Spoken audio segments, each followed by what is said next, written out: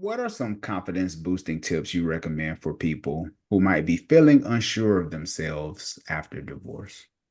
Mm, I don't think that has anything really to do with dating. I mean, I think honestly, you can go on dates and be flattered and be given compliments, and you can take that or not take that in, and that's fun and enjoy it and just see it at face value.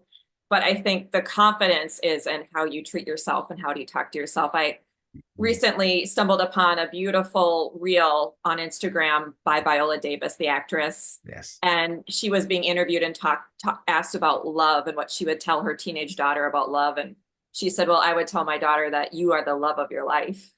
And so I think the biggest confidence booster for anyone who's dating is like really value yourself and enjoy your own company and take yourself out and romance yourself. One of my favorite stages after divorce is what I call the honeymoon stage. Hmm. Where I was, maybe you and I've talked about this already, but I was so in love with my life again. I was so in love with my freedom and being able to structure my day how I wanted to structure it, to try new things, to take trips by myself. I just took a solo trip to Denver, Sean. Honest to God, I didn't know anyone hardly at all, and I've made new friends. I went to meetup events. I held some meetup events because I hold them for divorced singles, and just the opportunities you have to do new things, I think that gives you confidence. It's like I can go to a city and not know anybody and make new friends and have fun with my own company. I mean, talk about a confidence booster. And Hmm. so I recommend that to anybody who's just starting out in the dating world again, like really learn and love. I remember you said this on my show too. Like learn to love your own company because once you really get into the swing of that, dating just it kind of takes a back seat in a positive way, not a negative way. But it's Of like course. I enjoy my own company, so I'm gonna really make sure that I'm enjoying this other person's company because I enjoy my own company so much. That's a Yeah. fun feeling. I didn't feel that way before marriage, not at all. Yeah. And like you said, you're able to make your own schedule.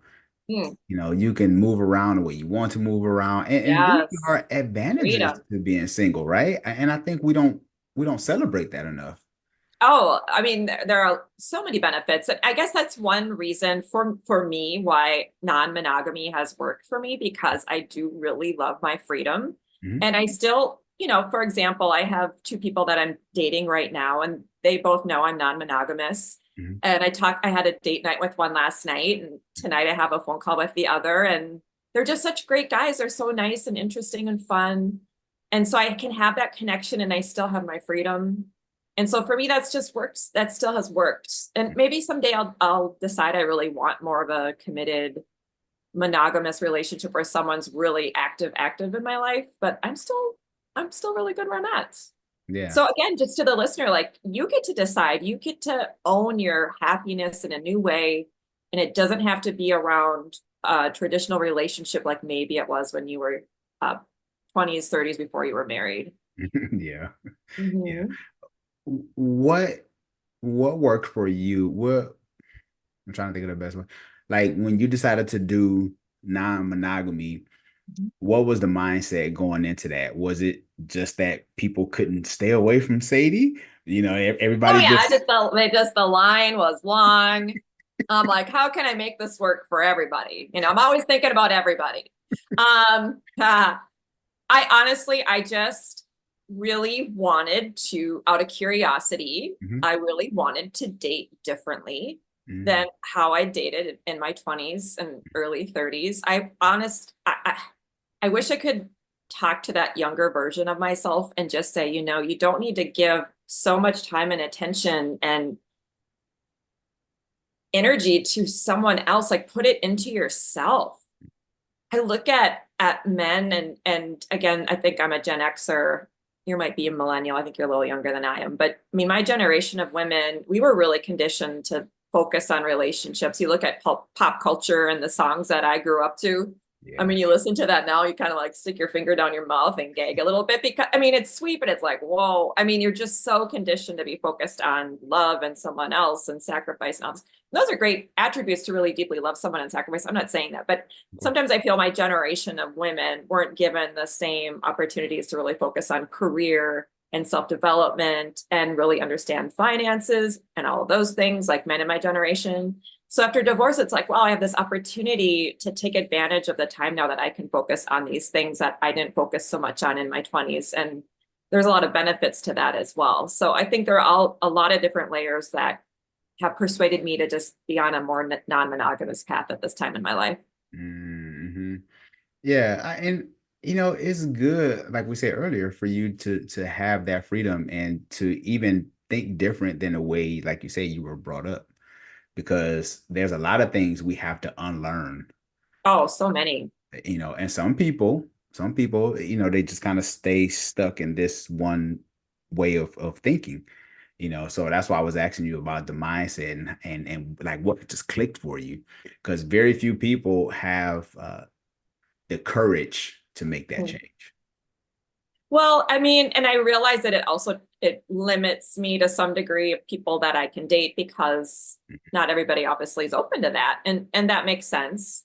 But it just feels most authentic to me. And again, maybe someday I will meet this one who just like convinced me that, wow, I'm ready to really just commit to this one person. I'm open to it. It's not like I'm anti-monogamy. It's just right now non-monogamy feels more authentic to me. So, but I will say this leads a little bit to tangent onto one of my tips is when, I've learned also, like when I've taken breaks from dating and done some of my own work, as we call it, the work, and then I've gone back to people that I dated in my past, thinking maybe that it would be different because I felt different. Mhm.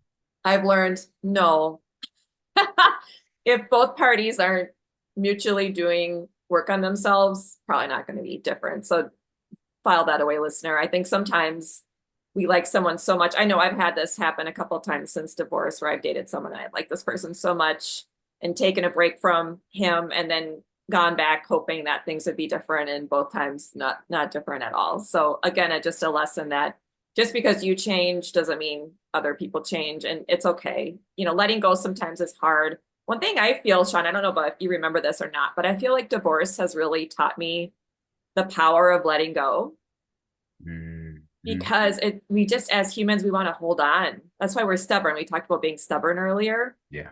And I think it's because that fear of letting go. If I don't let go of this, what will happen then? Yeah. And I think divorce has given me a lot more courage to let go quicker. Mhm. And yeah, and I love it because I know for me, I was like, I was okay for a minute, but then I was like, I like being with one woman. I like being, I'm that kind of person. Right. So I Good was to know like, yourself. It's good to know yeah. yourself and just own it. Know what you're available for. Know what you Mhm. really want. And just own Mhm. it. Yeah.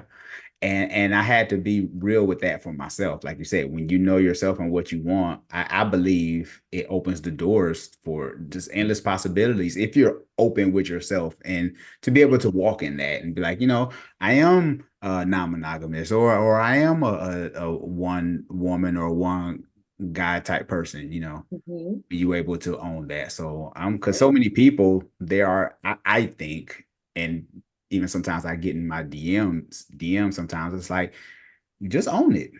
Mhm. You don't have to try to, just because the way I do things, or the way you see I do things, you see what I put out on social media. If Right. that's not you, that's not you, Right. you know. Yeah, I Uh, like that you have me on your show, even though we have different um, perspectives on relationships. I appreciate that about you.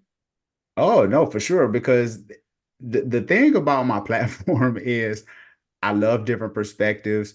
Of course, you always want to be with everybody who have like-minded and stuff like that, but the world is so broad. You just never know who you will meet, who's listening, who's Right. watching, and it's like it's okay. Like we don't always have to think on every single thing, like right, right, or have this big debate, Right. Exactly. Yeah. Yeah, your way can be your way and my way can be my way, and all is well. Exactly. Yeah. Because at the end of the day, Sadie's divorced and happy, and Sadie's going to do what's going to make her happy, right? Right?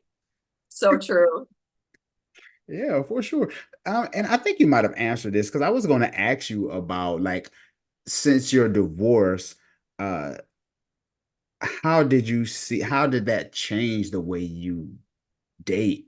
But I think we kind of talked about that earlier. But I do want to talk about going like what was dating like for you after coming out of your divorce? Do you remember that first date after your Course. divorce? Well, I mean, I don't, I mean, it's all kind of a blur, but I Okay. remember just, Or most memorable one. I mean, I've learned so much from dating.